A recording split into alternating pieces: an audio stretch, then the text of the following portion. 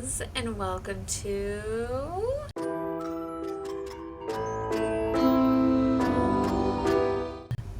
Crimes with Cole. So hello, how are you guys doing today? I hope you guys all are having an amazing day. I hope you have had an amazing week this far and are ready for the weekend. I know I am. Sleeping until 8 sounds joyful, doesn't it? But in today's case, we are going to be talking about a very bizarre case. I mean, it's just, I haven't heard of it before until just now, but, oh Lord, it is interesting that I think you will find very interesting. And today's case, we will be talking about the bizarre case of Brandon Swanson. Brandon Swanson is a 19-year-old boy who just simply vanished into thin air.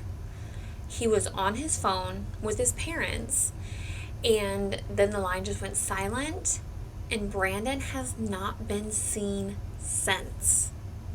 No evidence points to what could have happened to Brandon, and it leaves many questions unanswered. Brandon Swanson was born on January 30th of 1989 to his mother and his father, Annette and Brian Swanson. He grew up in a town called Marshall, located in Minnesota. Brandon graduated Marshall Senior High School in 2007 and was due to attend Minnesota West Community and Technical College his freshman year of college for a 1-year program in wind turbines. Now, after completing his program and his freshman year of college, a celebration was in need. And on May of 2008, Brandon and some of his friends wanted to celebrate, so they did. The year was over and summer was quickly approaching. There's no better time in a young college kid's life. On May 13th of 2008, Brandon had attended 2 parties to kick off the end of the school year and summer. The first party was in a town called Lend, which was 7 miles from his house, which was again in Marshall. Now, after leaving the party in Lend, he was off to the second party, and that party was 40 minutes away from Lend in a town called Canby. Now, this is where Brandon's school was, so the drive was nothing unfamiliar or daunting to him. In fact, it was a straight shot on the highway, about 35 minutes once you got on the highway, and then you hop off the exit, and his school was right there. So it wasn't anything unfamiliar. It was familiar territory to Brandon. He knew where he was going. Now, after leaving the party in Canby, Brandon's intentions were to go back home. And all of his friends said that Brandon had a drink or two, but was nowhere near intoxicated or being drunk. He still had his wits about him. Although drinking and driving, period, is wrong, Brandon was, according to his friends, still capable of making it home by driving. But Brandon never made it home. And it wasn't because of the few drinks he had earlier that night. Brandon's usual route home from Canby was to take the highway because it was a straight shot, right? However, being only 19 and having consumed some alcohol, Brandon decided to take the more rural route instead to help lessen his chances of encountering police officers, which would make sense.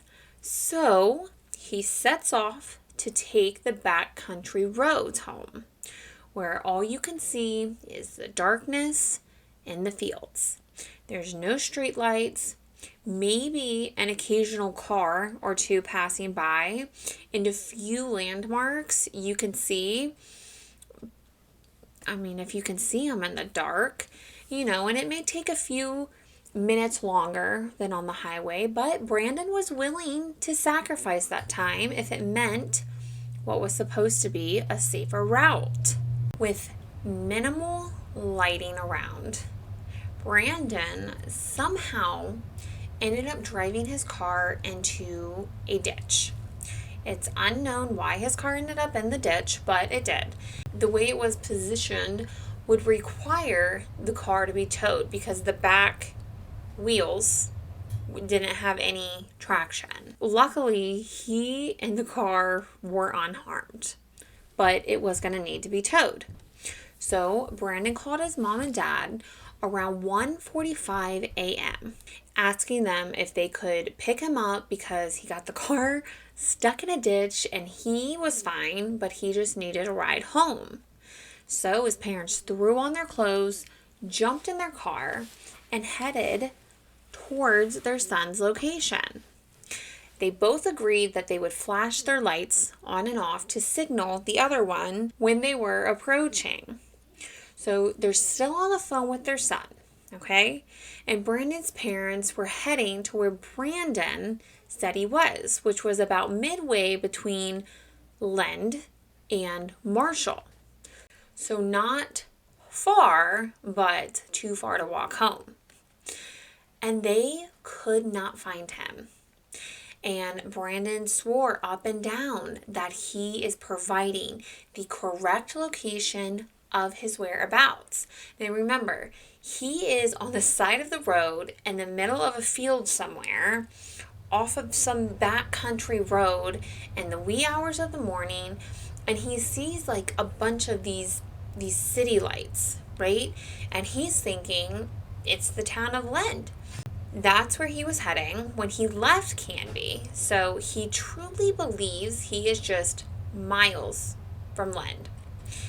And his parents are driving this back road that Brandon thinks he is on, and they can't find him anywhere. They're flashing their lights at anything they may think is their son, and he is just nowhere. All right, now you have to remember, this is back in 2008, so maps was not on the phones. There wasn't a show my location or any of that assortment.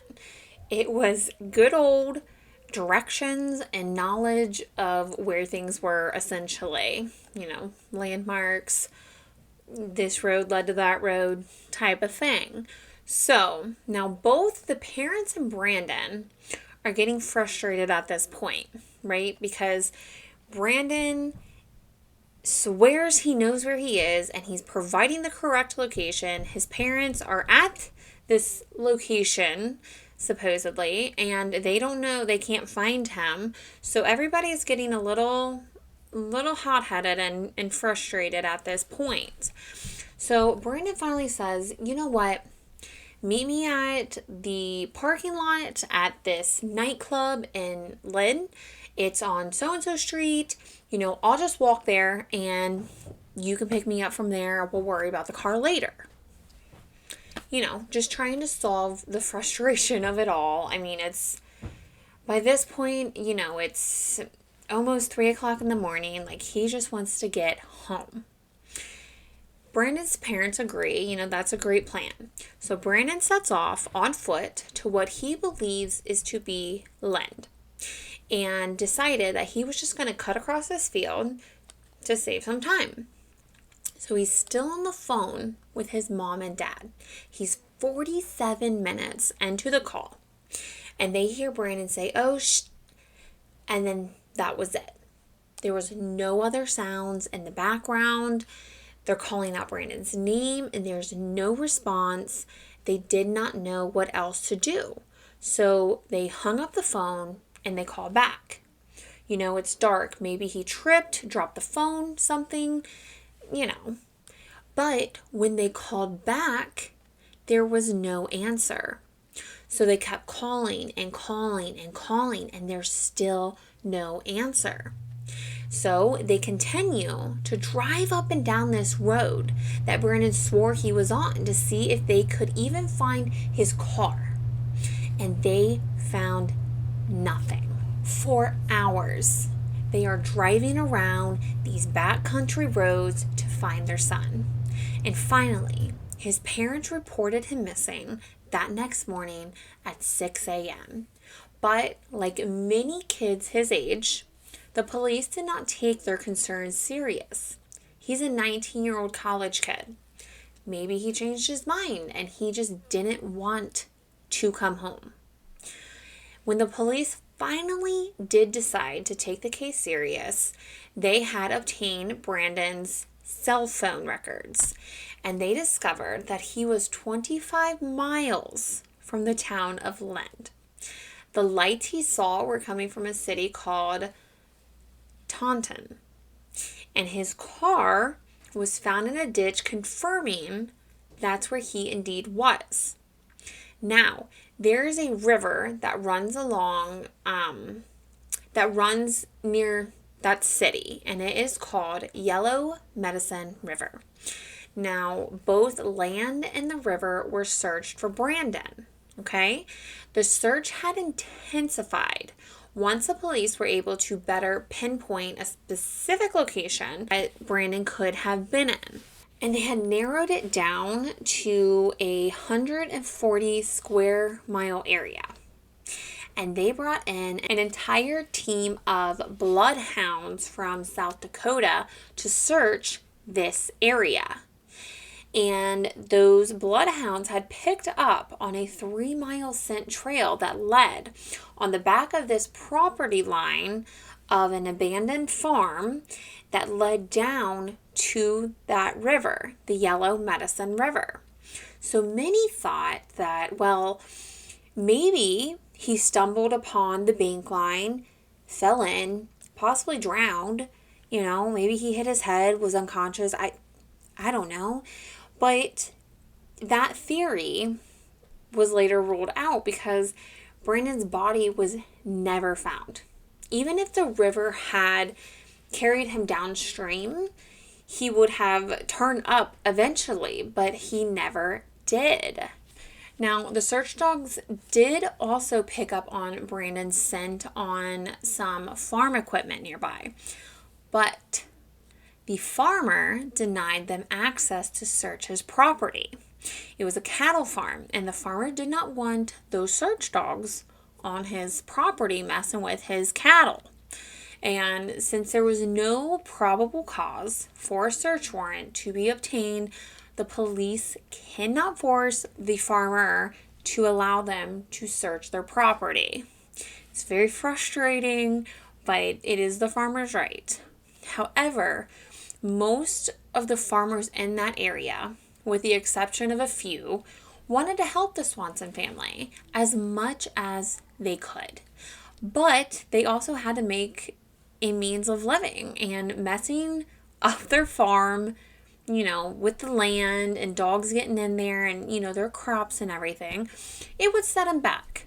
So that is why some of them were very hesitant to allow the police to come on and start searching everything. Now, there were many unmarked cisterns in that area that he could have fallen into.